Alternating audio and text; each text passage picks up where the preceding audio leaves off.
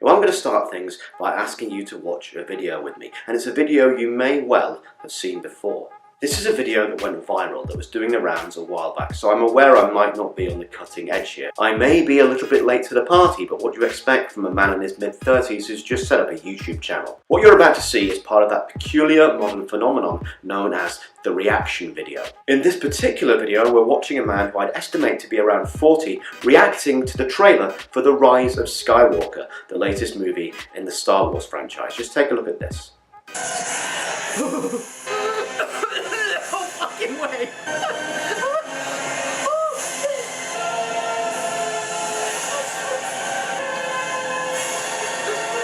Now, as I said, this video went viral and lots of people were making fun of this guy, but your first reaction was probably the same as mine. What exactly is wrong with this? So the guy likes Star Wars, so what? There's nothing wrong with getting engaged or excited about frivolous entertainment or pop culture. It's fun. No one wants to live in a world in which they have to only watch Tarkovsky films or exclusively read Flaubert in order to smugly show off what a galaxy-brained super genius they are. I have walked across the surface of the sun. I have witnessed events so tiny and so fast, they can hardly be said to have occurred at all. The world's smartest man poses no more threat to me than does its smartest termite. But the man in that video we just saw isn't just getting excited or engaged, he's literally emotionally falling apart. He's crumbling like a UKIP voter base. The gentleman you're seeing here is not crying in despair at a bereavement. He is not weeping tears of joy as he cradles his newborn infant. He is in fact blubbering into hysterics at the very prospect of a children's film about magic space swords. Once again, your innate reaction to that might be, so what? It's his life, he can do what he wants. But the fact is, this is part of a wider problem.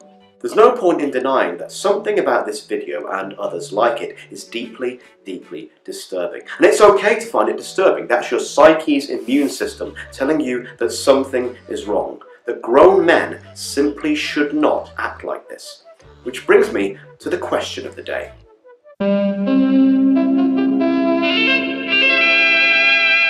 Now you'll notice I used the word man-child there, and yes, I'm sorry to say this is distinctly a male problem. It pains me to say, boys, the man-child problem is on us. You could argue that this is nothing new, and you would be kind of right. Hobbies revolving around light-hearted entertainment and harmless pastimes have always been a good way of cutting loose. Your grandfather, for example, may well have had a meticulously detailed model train set up in the attic. And yes, he may well have retreated up there after a hard day of work to spend hours watching the carriages go round and round. But here's the thing. Your grandfather may well have been hugely enthusiastic about model trains, but I guarantee he didn't burst into tears and or cum in his pants whenever Hornby announced a new range of model locomotives. Nowadays, it seems, however, for some men, the equivalent of that model train set is not just relegated to the attic, it's taken over their entire lives. Endless superhero movies, video games, constant Star Wars. At the multiplex last year, we had Captain America 3, X-Men 6, Batman vs. Superman, Deadpool,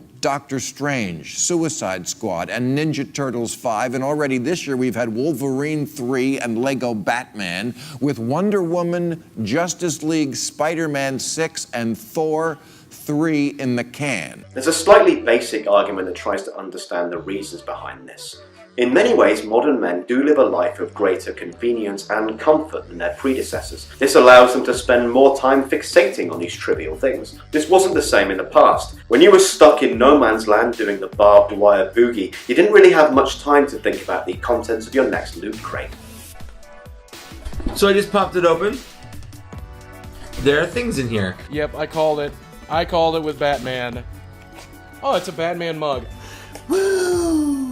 What's interesting about that example is that despite being traumatized or even disfigured, the men of World War I came back and did something that a lot of modern men are failing to do. They functioned in society. They started families, they set up businesses, they laid down roots, they became part of a community. Of course, the response to this is that even PTSD-addled veterans have better career options than many modern men. When it comes to making their mark in the world, young men in the modern UK seem to only have three choices. You can be a call centre operator, you can be a call centre supervisor, or you can do a brief shift helping out down the coroners. So what's changed? changed? Why are so many men retreating into their self-imposed infantile worlds? One reason often mooted for this would be the decline of what we call the patriarchy. Until roughly 100 years ago, men almost exclusively had all the privileges that society had to offer. Women had no real agency in terms of working, owning property, and even voting.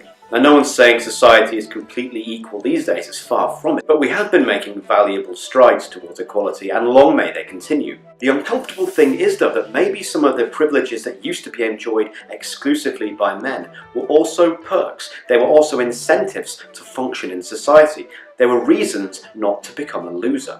This leads to a very, very uneasy game of pros and cons. On the downside, women were subjected to centuries of stifling oppression, lack of opportunity, and generally being treated like second-class citizens. On the plus side, no one had ever heard of a Funko Pop before.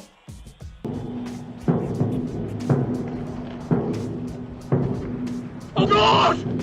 Oh Jesus Christ! What we should have been doing in this growing age of gender equality is helping men find new roles in this world. It's redefining masculinity. Instead, it seems we've been letting lots of modern men retreat into their childish worlds of Rick and Morty t-shirts and posting their man caves on Reddit. Because nothing says functioning adult man like hiding away in a room that looks like a Toys R Us depot.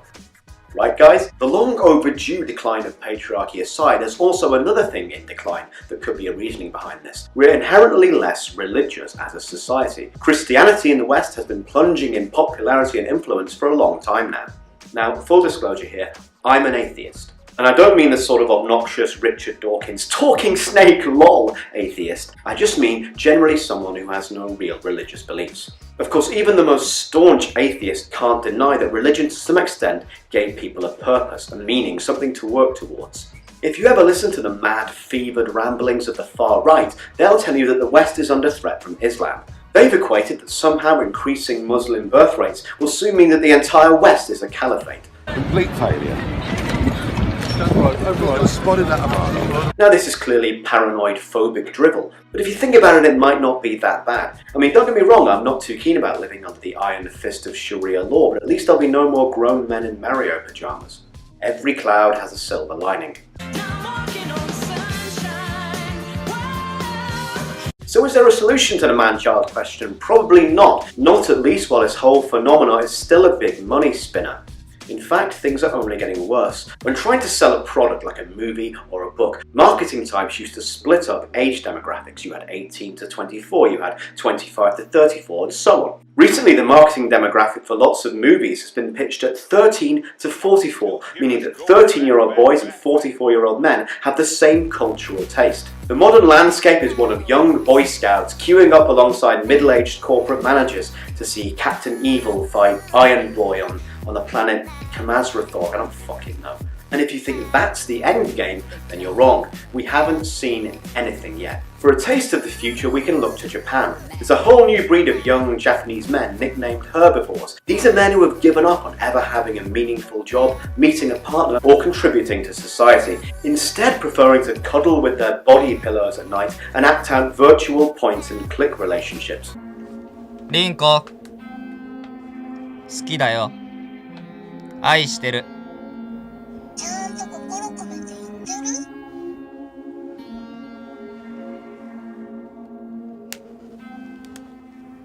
Now, you might be relieved that certain elements of this strangeness haven't made it to the West yet, but you shouldn't be.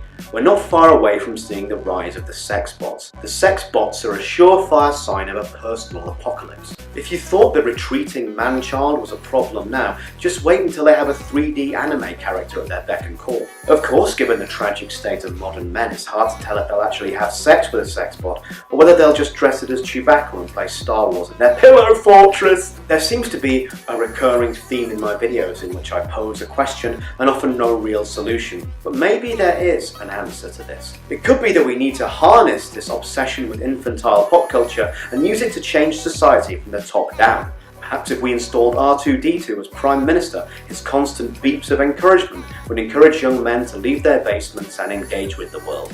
Although, given recent attempts by a bumbling, useless robot to run the country, maybe that's not such a good idea. Now, I don't want this video to be a total counsel of despair, so I'll leave you with one final thought, and that's not to worry too much. There are plenty of men out there who haven't quite fallen victim to the man-child virus yet. Anyway, that's quite enough from me. I'm off to fight some zombies in a video game. Epic.